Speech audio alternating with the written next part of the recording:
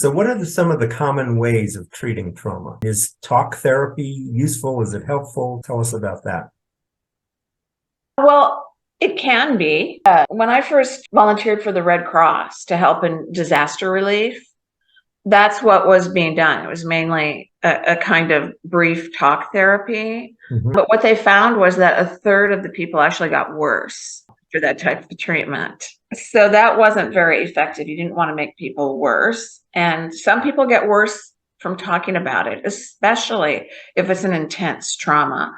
Other people, they can't talk at all when they're traumatized. It just brings up too much. And there has been a study that was done by Bessel van der Kolk, who is one of the original trauma researchers. He and Judy Herman actually founded the field, that the linguistic center of the brain goes down when someone is traumatized. And so oftentimes they can't even talk. So talk therapy could either make things worse, or it can be totally not helpful because they're unable to, or we are unable to speak when we're in certain types of traumatic responses.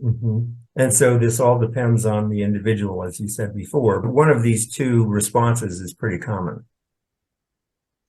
Usually today, well-trained trauma therapists will not just begin with talking. You have to do an intake, so you have to get some sense. But usually what you do is you want to go directly in some way into the nervous system and relax the nervous system so that you're not re-triggering somebody so much. Right.